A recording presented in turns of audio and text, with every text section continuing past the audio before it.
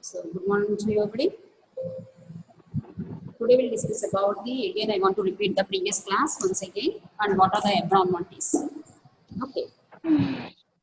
So, phenylalanine tyrosine are both are the glucosinic and ketogenic amino acids and also is aromatic amino acids. Phenylalanine tyrosine are the aromatic amino acids and both are the glucosinic and ketogenic amino acids.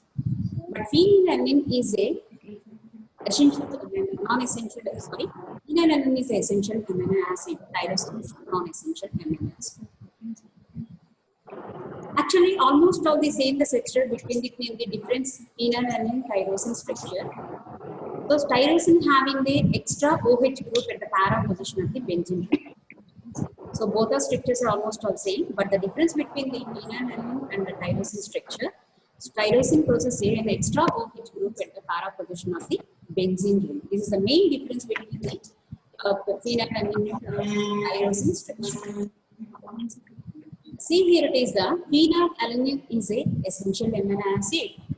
It is a both glucosinic and ketogenic amino acid and aromatic amino acid. Okay, but tyrosine is a non-essential amino acid. Why it is non-essential amino acid? Because of the tyrosine is synthesized from the phenylalanine. That's why it is a non-essential amino acid, but it is a glucosinic and ketogenic amino acid.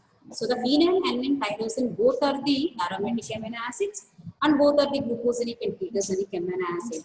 But the main difference between the phenylalanine, tyrosine, phenylalanine is an essential amino acid, but tyrosine is a non-essential amino acid because tyrosine is synthesized from the phenylalanine. That's why it is a non-essential amino acid. Okay, so predominant metabolism phenylalanine occurs through the tyrosine. So phenylalanine metabolism occurs through the tyrosine. Phenylalanine having a specific codons that is UUU and UUC. UUU and UUC. The main dietary sources of both tyrosine and phenylalanine. So mainly depends upon Food and Nutrition Board and US Institute of Medicines set as a recommended dietary values for the both phenylalanine and tyrosine. That is 33 milligrams per kg body weight per day. This is required for the adults, that is above 19 years and older people. So 19 years and older people is required both the phenylalanine and tyrosine, that is 33 milligrams per kg body weight per a day. Okay, high protein foods, that is generally contain the high phenylalanine foods. High protein foods, they contain the high phenylalanine foods. Low protein foods contain the low phenylalanine foods. Don't forget, high protein foods containing the high phenylalanine foods. Low protein foods containing the low phenylalanine foods.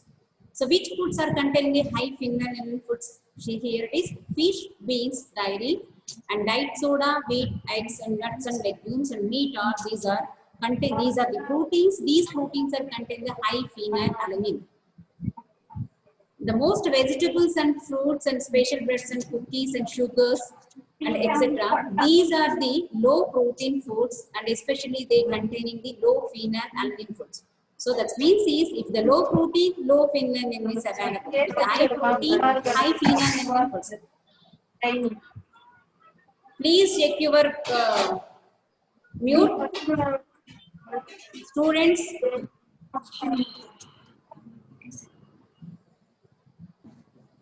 Now see that the main function of the phenylalanine is conversion to the tyrosine. The main function of the phenylalanine is to convert to the tyrosine. Here it is. See how it is converted to conversion of phenylalanine to tyrosine. Phenylalanine is converted to the tyrosine. This reaction is catalyzed by the phenylalanine hydroxylase. Here it is. See here it is phenylalanine hydroxylase. Phenylalanine hydroxylase is required for the conversion of the phenylalanine to tyrosine. So conversion of the phenylalanine to tyrosine, this reaction is catalyzed by the phenylalanine hydroxylase. But phenylalanine hydroxylase is required the one coenzyme, that is a bioterin. That is, a biopterin is a coenzyme is required for the activation of the phenylalanine hydroxylase enzyme.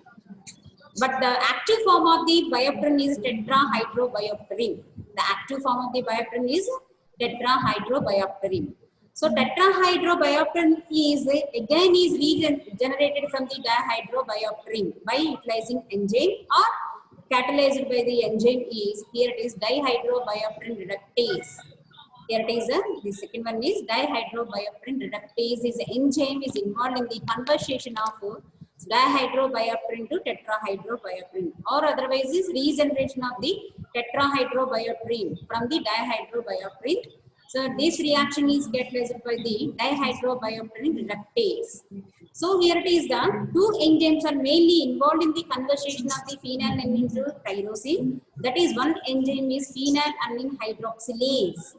So this phenylalanine hydroxylase should be is activated by using this one coenzyme. The coenzyme here, the name of the coenzyme is biopterin.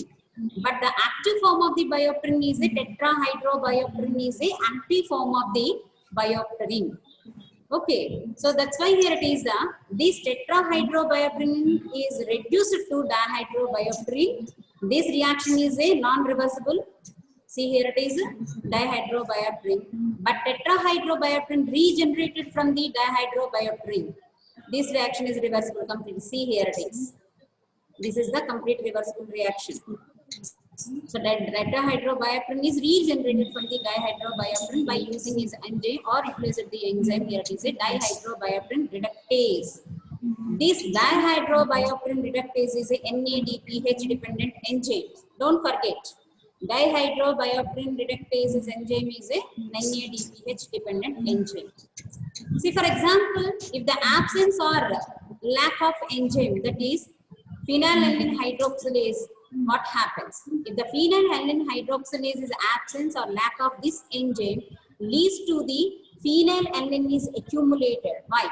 So because of the phenylalanine is unable to convert to the tyrosine due to the absence of the phenylalanine hydroxylase or lack of the phenylalanine hydroxylase. That's why phenylalanine is accumulated. This phenylalanine is unable to is convert to the tyrosine due to the deficiency of the enzyme phenylalanine hydroxylase. Don't forget. So the next one is tyrosine. Tyrosine is a non-essential amino acid. Actually, the phenylalanine metabolism occurs through the tyrosine. So because of the phenylalanine main function is converted as a tyrosine. So tyrosine is involved in the further next degradation and produces the, here it is the final products fumarate and acetoacetate.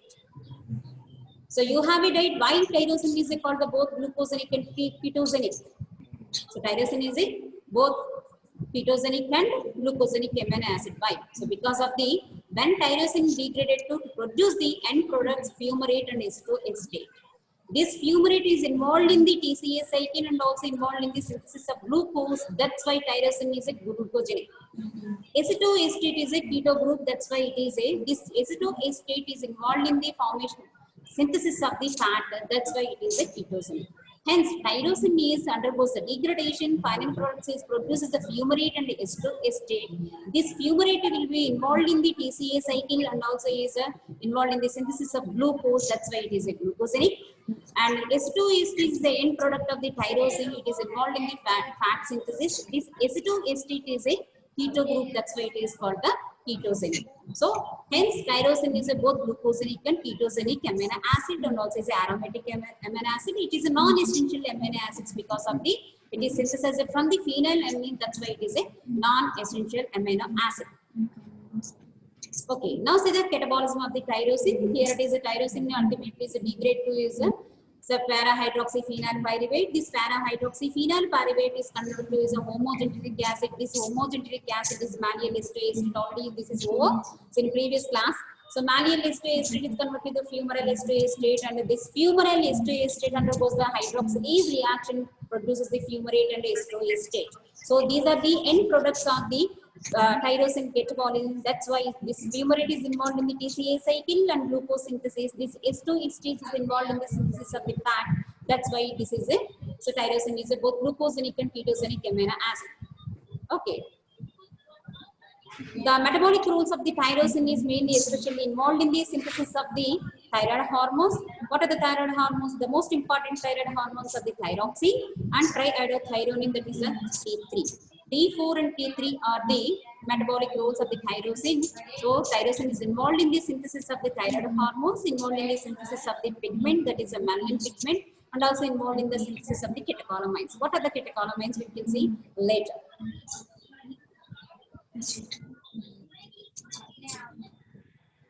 So this one is our over previous class. See here it is, the synthesis of the catecholamines. The name of the catecholamines, epinephrine, norepinephrine, dopamines are the catecholamines. They especially produced by the adrenal medulla and sympathetic ganglia. So the main productions of the catecholamines are the adrenal medulla and sympathetic ganglia. So epinephrine, norepinephrine and dopamine are the catecholamines. They are derived from the tyrosine. Don't forget. So tyrosine is involved in the synthesis of the thyroid hormones, involved in the synthesis of the melanin pigment, involved in the synthesis of the catecholamines. That catecholamines is, names are these epinephrine, norepinephrine, and dopamine are the catecholamines. See here it is the tyrosine. So this tyrosine is converted to the dopa, that is a dihydroxyphenylalanine. Dihydroxyphenylalanine is a dopa. This reaction is catalyzed by tyrosine hydroxylase. Here it is required, the biopterin is a coenzyme is required for the conversion of the tyrosine to dopa. This reaction is catalyzed by the tyrosine hydroxylase. That means tyrosine undergoes the hydroxylase reaction to produce the dopa by the tyrosine hydroxylase. Now this dopa, that is a dihydroxyphenylalanine, so dihydroxyphenylalanine undergoes the decarboxylation reaction. See here it is decarboxylation to produce the dopamine. So this reaction is catalyzed by the aromatic amino acid decarboxylase. So dihydrous, that is a dopa, undergoes the decarboxylation reaction, produces the dopamine. This reaction is catalyzed by the enzyme decarboxylase enzyme. Now this dopamine is converted to norepinephrine. So ultimately tyrosine is involved in the synthesis of, here it is catecholamines, here it is norepinephrine. So dopamine will convert to is a norepinephrine by the, here it is the dopamine hydroxylase. So hydroxylase, here it is one molecule of oxygen is involved in the conversion of the dopamine to norepinephrine. This reaction is catalyzed by the dopamine hydroxylase. So here it is, at this point is required the vitamin C for the conversion of the dopamine to the norepinephrine. Don't forget. So here it is, ascorbicate is required for the conversion of the dopamine to the norepinephrine. This reaction is catalyzed by the hydroxylase. This norepinephrine is converted to the epinephrine. So convert to the epinephrine. Here it is the enzyme phenylalanine N-methyl transferase. That means here it is the methyl transferase is enzyme involved in the transfer of one methyl group from the S-inosine methionine. So this N-methyl transferase, the meaning of N-methyl transferase means is, so this enzyme transfer the methyl group from the S-inosine methionine. That's why this norepinephrine is converted to epinephrine. This reaction is catalyzed by the N-methyl transferase. So ultimately tyrosine is involved in the production of the, or involved in the synthesis of the catecholamines. What is the action of the epinephrine? See here it is the action of the epinephrine. The main action of the epinephrine increase the blood pressure and also increase the rate and force of the myocardial contraction. And also the main action of the, or is function of the anti-insulin in nature. Adrenaline is anti-insulin nature and increases the glycogenolysis and stimulate the lipolysis. Adrenaline is released from the adrenal medulla and in response to the fight and exercise hypoglycemia. So that means this adrenaline is exercised during the exercise and hypoglycemia and fight. Adrenaline is released from the adrenal medulla. So adrenaline is having the anti-insulin in nature and increase the glycogenolysis and stimulate the lipolysis. Now see the degradation of adrenaline. So degradation of the adrenaline. Actually, the half-life of the epinephrine is between 2 to 5 minutes. Between 2 to 5 minutes. Dear students, please check your mic.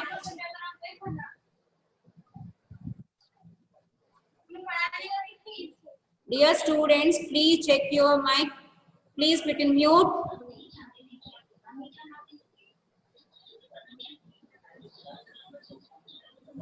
Now see the degradation of the, here it is epinephrine. The first one is generally is the tyrosine is converted as a dopa. This reaction is catalyzed by the tyrosine hydroxylase. This tyrosine hydroxylase is a NADPH dependent enzyme. Don't forget. Dear students, please check your mic. Please put in mute.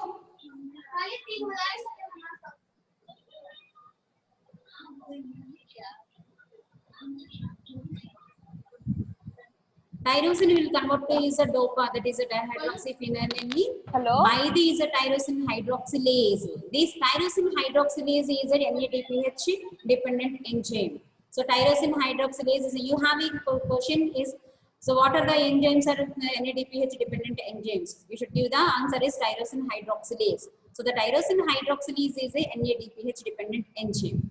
So after conversion of the dopa, dopa will convert to the dopamine. This reaction is catalyzed by the dopa T carboxylase. That is the dihydroxyphenylalanine carboxylase. So dopa will convert to the dopamine by the dopa D carboxylase. This dopa D carboxylase is a PLP dependent enzyme. So NADPH dependent enzyme is tyrosine hydroxylase, and the PLP dependent enzyme is a dopa T carboxylase. So that means is a nothing but is a dihydroxyphenylalanine decarboxylase is a PLP dependent enzyme. Now this dopamine is will convert to is a norepinephrine by dopamine hydroxylase. This dopamine hydroxylase is a copper dependent enzyme. Don't forget.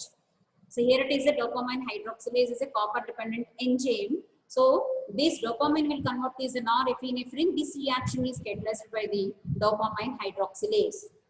This norepinephrine will convert to the epinephrine. This reaction is catalyzed by the N-methyl transferase. This transferase enzyme is involved in the transfer the methyl group from the SNO side methionine, that hence it is converted to the epinephrine. So this reaction is catalyzed by the N-methyl transferase. So now from this epinephrine will convert to the metanephrine. That means the epinephrine is degraded to the metanephrine by the enzyme, that is catechol O-methyl transferase. Epinephrine will degrade to metanephrine by enzyme is catechol O-methyl transferase. So that means is catechol O-methyl transferase degrade the epinephrine to the metanephrine. So this metanephrine will convert to as degrade to the VMA, that is a vinyl mandelic acid. So vinyl mandelic acid, that this reaction is catalyzed by the monoamine oxidase. So metanephrine is degraded to the VMA, vinyl mandelic acid. This reaction is catalyzed by the monoamine oxidase. So here it is this monoamine oxidase will oxidatively deamine the metanephrine. The normal VMA, that is vanillin mandelic acid, is excreted about is 2 to 6 milligrams for 24 hours. Normally, so vanillin mandelic acid is excreted to between the 2 to 6 milligrams for 24 hours, and these levels are increased in pheochromocytomia and neuroblastoma. In pheochromocytoma and neuroblastoma conditions, vanillin mandelic acid levels are increased. The normal values of the vanillin mandelic acid are the 2 to 6 milligrams for 24 hours. Okay, this production of the vanillin mandelic acid is obtained from the degradation of the, here it is some epinephrine. So vanillic malic acid is obtained from the degradation of the epinephrine. That means epinephrine degraded to the metanephrine. The metanephrine will provide the VMA, that is vanillin malic acid. The normal value of the vanillic acid is between 2 to 6 here it is milligrams for 24 hours. But these levels are increased under pheochromocytoma and neuroblastoma conditions. See, what are the disorders of the phenylalanine and tyrosine metabolisms? Or nothing but is so disorders of the aromatic amino acids. That is, the example is phenylalanine, tyrosine metabolisms. The main here disorders of the phenylalanine and tyrosine metabolism: phenylketonuria, tyrosinemia type 2, neonatal tyrosinemia or tyrosinemia type 3, alkaptonuria, and tyrosinemia type 1, and albinism. So these are the 6 disorders are you can observe the phenylalanine tyrosine metabolisms. So out of this one is phenylketonuria and alkaptonuria. You can get the expect the questions as a so 6 marks, 8 marks questions or 4 marks question. See here it is. What are the abnormalities? First you remember the phenylalanine metabolism. Okay, so that means is tyrosine degradation. You should know the tyrosine degradation. That is nothing but is a phenylalanine metabolism. So generally, in normal individuals, phenylalanine is converted to a tyrosine. First, you observe how many enzymes are involved in the so for the formation of the end products, that is fumarate and ester. 1, 2, 3, 4, 5, and 6 enzymes are involved in the tyrosine degradation. See here it is. 1, 2, 3, 4, 5, and 6 enzymes are involved in the, here it is the tyrosine degradation or otherwise phenylalanine metabolism.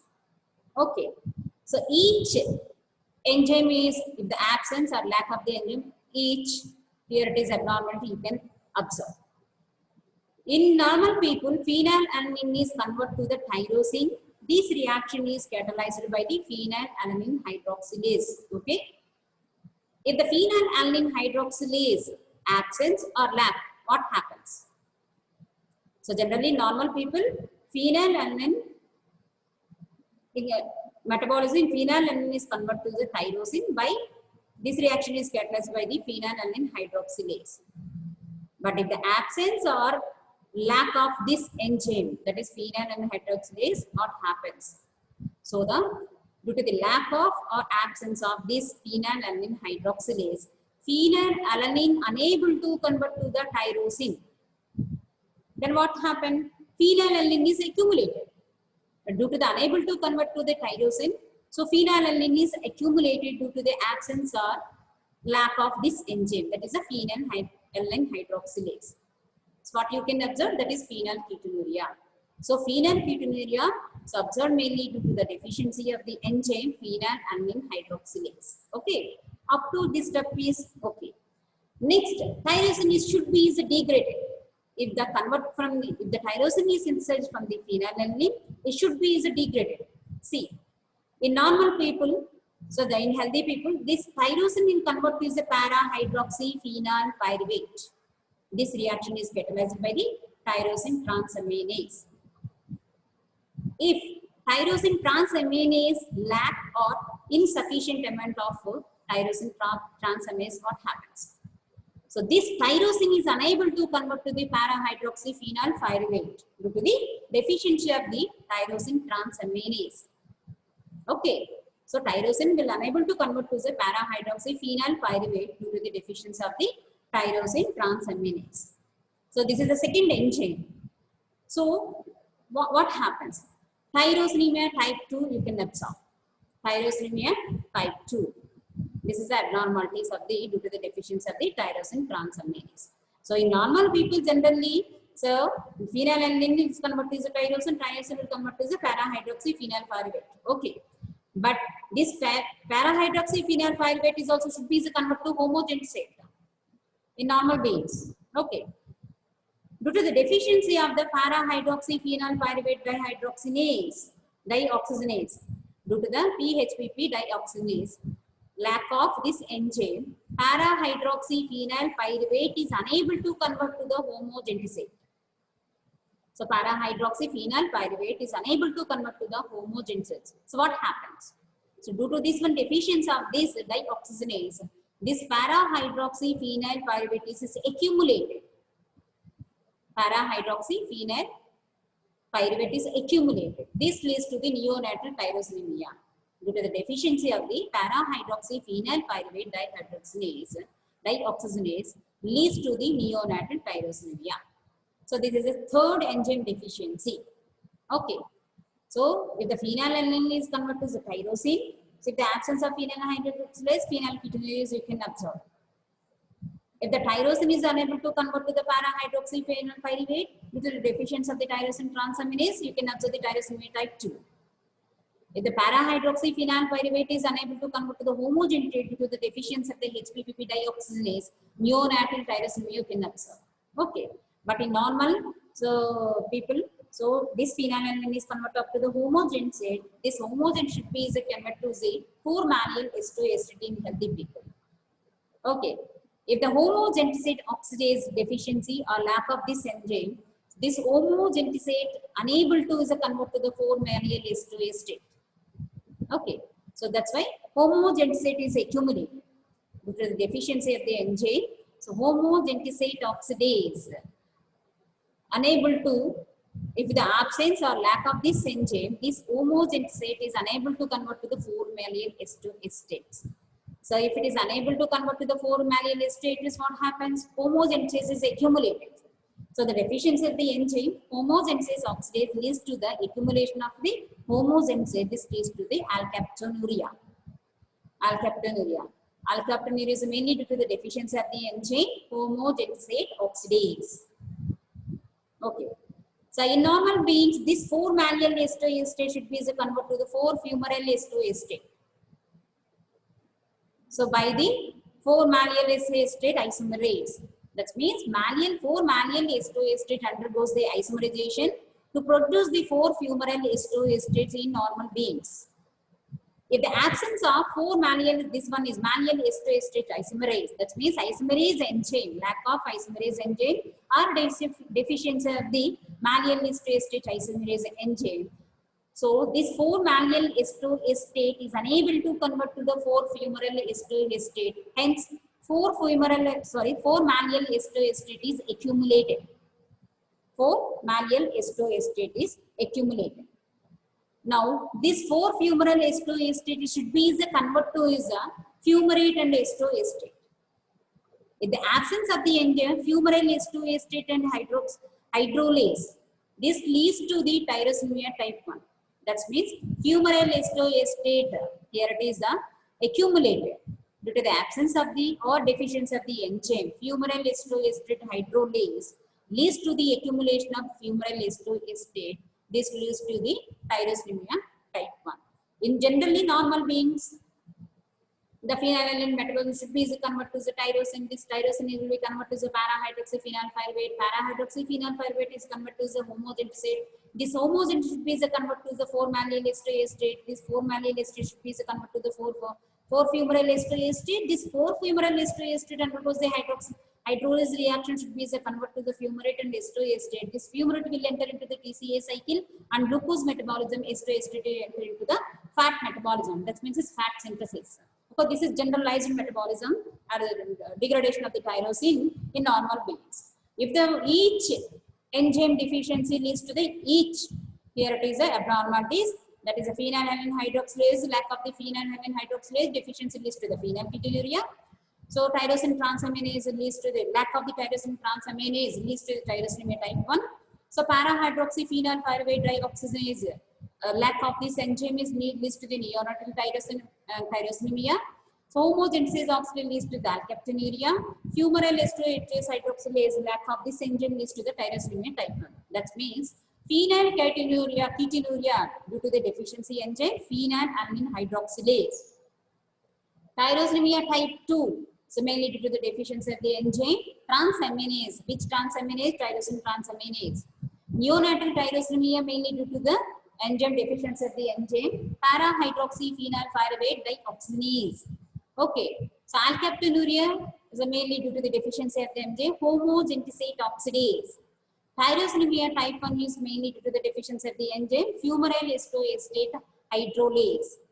Okay, so these are the abnormalities you can observe the phenylalanine and tyrosine metabolism.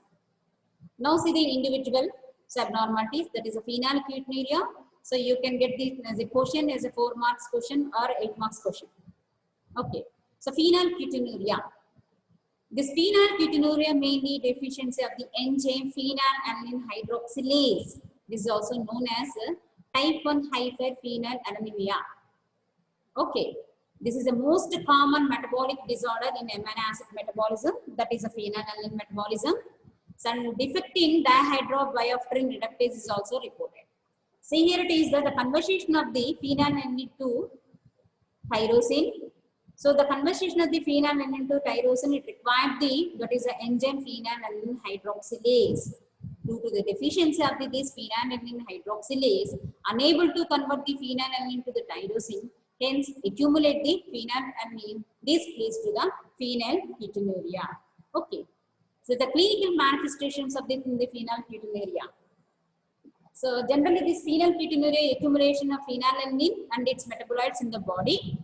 So here it is, it leads to the mental retardation, failure to walk or talk, failure to grow, and very low IQ and seizures you can observe due to the deficiency of the enzyme phenylalanine hydroxylase. So this leads to the phenylketonuria. So the phenylketonuria clinical features are mental retardation, failure to walk, talk, seizures, and very low IQ and failure of growth. What is the treatment for the phenylketonuria? We should maintain the normal levels of the plasma phenylalanine concentration. Okay, we should maintain the normal levels of the plasma phenylalanine. So that is within the normal range. This is a challenging task in the treatment of the phenylketonuria. And you should consume the low foods containing this phenylalanine. So that means is a low protein food. The low protein food containing the low phenylalanine containing the high protein containing the high protein food containing the high phenylalanine. That's why you should consume the low protein food. That's why the low protein food contain the low phenylalanine content. That's why you should consume the low protein diet. So and also is required the early diagnostic and treatment for the 4 to 5 years. So you can prevent the damage to the brain. And should restrict the protein diet should be continued for many years, many more years in life. Next one is tyrosinemia type 2. This tyrosinemia type 2 is mainly deficiency of the enzyme tyrosine transaminase. Tyrosine transaminase. Due to the deficiency of the enzyme tyrosine transaminase, tyrosinemia type 2 is occurs. Okay, this is mainly observed in the 1 in 250,000 individuals. This is autosomal recessive defect, and also other name of the tyrosinemia type 2 is a Riechner-Hanhart syndrome. Other name of tyrosinemia type 2, Riechner-Hanhart syndrome. So here it is due to the deficiency of the tyrosine transaminase, the routine blockade of the degradative pathway of the tyrosine. That means if tyrosine is unable to degrade the end products up to the end products is here it is acetoacetate and fumarate. Okay, so this leads to the accumulation and excretion of tyrosine and its metabolites. The clinical features of the tyrosine type 2, that is the skin lesions. So clinical features of the type 2 is due to the intracellular crystallization of tyrosine. So intracellular crystallization of the tyrosine, that is into skin lesions. See here it is the skin lesions, feet, hands, here it is the palm of hands. The eye lesions, see here it is. So skin lesions and eye lesions, and rarely you can observe the mental retardation due to the deficiency of the tyrosinemia. Here it is a transaminase in tyrosinemia type 2, and also known as the other name for the tyrosinemia type 2, Riechner-Hanhart syndrome. Don't forget, Riechner-Hanhart syndrome is other name of the tyrosinemia type 2. Now next one is neonatal tyrosinemia. So this neonatal tyrosinemia is mainly due to the deficiency of the enzyme. So para-hydroxyphenylpyruvate dioxygenase. Para-hydroxyphenylpyruvate para-hydroxyphenylpyruvate oxidase. Okay, dioxygenase. This para-hydroxyphenylpyruvate is unable to convert to the homogenesic acid. Unable to convert the homogenesic acid because of the deficiency of the para-hydroxyphenylpyruvate dioxygenase. Okay, but this is a temporary condition. But this is usually respond to the ascorbic acid. This para-hydroxyphenylpyruvate oxidase also is a dependent of the ascorbic acid. That's why it is temporarily conditioned and usually respond to the ascorbic acid. The next one is the most important is alkaptonuria. This mainly due to the deficiency of the enzyme homogenesate oxidase. Homogenesate oxidase. Due to the deficiency of the enzyme homogenesate oxidase, this homogenesate is unable to convert to the mallyl acetoacetate. So mallyl acetoacetate. Due to the deficiency of the enzyme homogenesate oxidase, homogenesate is unable to convert to the mallyl acetoacetate.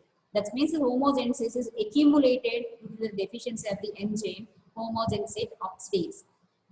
Okay, this can be you can observe by using this chromatography for the quantification of the homogenesate. Homogenesate is accumulated in the tissues and blood and excreted into the urine. So when it is accumulated, that is occurs in the tissues and blood and excreted into the urine. The most important is the thing in alkaptonuria, that is alkaptonuria patient's urine and standing, it is converted to is give the black color, a brown color, black or brown color. How? So this homogentisate that is present in the urine, that is excreted through the urine. So this homogentisate is get oxidized to the phenols on standing urine. So this urine containing homogentisate, the urine containing homogentisate is converted to or oxidized to the phenols. These phenols are the polymerized to give the black or brown color. You have is generally is a viva. In viva, the people are asking is so why the alkaptonuria patients urine is get converted to a black or brown color. So what is the principle behind this one is? So because of the homogenesis oxidase lack of this enzyme, homogenesis is accumulated and is excreted through the urine. So the urine containing is homogenesis is oxidized to the phenols. These phenols are polymerized to give the black or brown color. Okay, that's why urine is resembles a coke in color, a black in color. So the principle of this one homogenesis. So this homogenesis get oxidized by the phenol oxidase to the benzophenone acetate. So in urine, this homogenesis is oxidized by the phenol oxidase to the benzophenone acetate. That means homogenesis is oxidized to the benzophenone acetate by the phenol polyphenol oxidase is enzyme. So when the patient's urine get oxidized, so by the polyphenol oxidase to the benzophenone acetate. This benzophenone acetate is undergoes the polymerization reactions to produce the pigment. This pigment is called the alkaptin. The pigment is called the alkaptin. That's why it's a alkaptonuria. So homogenesis gets oxidized to benzophenone acetate by the polyphenol oxidase. So polyphenol oxidase. Okay, this polyphenol oxidase produces the benzophenone acetate. This benzophenone acetate is undergoes the polymerization to produce the pigment is called the alkaptin. But the depositions, the homogeneous depositions occurs in the connective tissues, bones and various organs. Organs means here it is nose and ear and resulting in the conditions known as acronosis. So in acronosis, so homogenesis depositions occurs in the connective tissues, bones and various organs like his nose and ear is known as this condition is known as acronosis. So treatment by the consumption of the protein diet with relatively low phenylalanine content. So relatively low phenylalanine content means you should consume the low protein diet. You should consume the low protein diet. This low protein diet contains the low phenylalanine content. That's why you should consume the low protein diet. See this one is the phenylketonuria. This is a sample of the patient phenylketonuria. See here it is the color of this one is alkaptonuria. This is the urine of the patient. And standing for the 15 minutes, see upper surface of this urine is turned to is a color black. After 2 hours, you can observe that the complete urine color is changed black. See here it is. The complete urine is color is changed, that is black. This is a 15 minutes and this one is up to 2 hours. See here is the deposition of the hairs. This is the urine, normal urine. This is the patient urine. The next one is tyrosemia type 1. This tyrosemia type 1 is mainly due to the deficiency of the fumarate estostate hydroxylase. Deficiency of the enzyme fumarate estostate hydroxylase. But this condition is very rare, but it is serious disorder. Due to this one deficiency of fumarate estostate hydroxylase causes the liver failure, rickets, renal tubular dysfunction, and polyneuropathy. And in this condition, tyrosine and its metabolites are excreted in urine. That may be seen due to the liver failure within 1 year. Diagnosis. So, that is the estimation of the succinyl estostate methionine, delta MNL, leuvanolic acid, and alpha beta proteins. These levels of serum levels are increased. the increased. Here it is tyrosinemia type 1. In tyrosinemia type 1, succinylacetone and methionine, delta N-aminobutyric acid, alpha fetoprotease, these levels are increased. But here it is tyrosine levels may be normal and slightly elevated. But methionine, succinylacetone and delta N-aminobutyric acid and alpha fetoprotein levels are increased. The last one is albinism. So albino means is white. This is an inborn error due to the lack of the synthesis of the melanin pigment. You can observe in 1 in 20,000 people. The main enzyme deficiency here is tyrosinase enzyme. Tyrosinase, due to the deficiency of the enzyme tyrosinase. The biochemical basis are deficiency or lack of the enzyme tyrosinase and decrease the melanosomes of melanocytes, impairment of the melanin polymerizations, limitation of the substrate availability. That means is the availability of the tyrosine is very less, lack of protein matrix in melanosomes. Albinisms are the two types, so that is the oculocutaneous albinism and ocular albinism. So oculocutaneous albinism is, in oculocutaneous albinism, decrease the pigmentation of the skin and eyes. Some they can be differentiated by clinical presentation, and ocular albinism affects only eyes and not on the skin. See here it is. Ocular albinism, this is oculocutaneous albinism, effect on the skin. See here it is. But ocular albinism effect on the eyes, not skin. Okay, these are the abnormalities of the phenylalanine and tyrosine metabolism. You can get the questions from the phenylalanine metabolism, abnormalities of the phenylalanine and tyrosine metabolism. That is mainly, so the two are important. Here it is a phenylketonuria and alkaptonuria. Don't forget. So you can get the questions of the phenylketonuria and alkaptonuria. So 4 marks or 8 marks per question. So this is the normal metabolism. See, normal people, that is phenylalanine should be convert to should be convert to tyrosine. This tyrosine is degraded to the fumarate and estate. So due to the deficiency of the each enzyme, each deficiency you can observe. Here it is so phenylketonuria due to the deficiency of the enzyme phenylalanine hydroxylase. Tyrosinemia type 2, you can observe the tyrosine deficiency of the enzyme tyrosine transaminase. Neonatal tyrosinemia, you can observe due to the deficiency of the para-hydroxyphenyl pyruvate dioxygenase. Alkaptonuria, you can observe the here it is the homogenesis oxidase. And here it is tyrosinemia type 1, you can observe the here it is fumarate estate into hydrolase. If you know the is clearly about the don't by heart this phenylalanine metabolism, should understand, and if you understand this clearly is a phenylalanine metabolism, you can get the easy the questions and the answers. That is the role of tyrosine and role of phenylalanine, and what are the abnormalities of the phenylalanine and tyrosine metabolism. So please grip on the phenylalanine and tyrosine metabolism.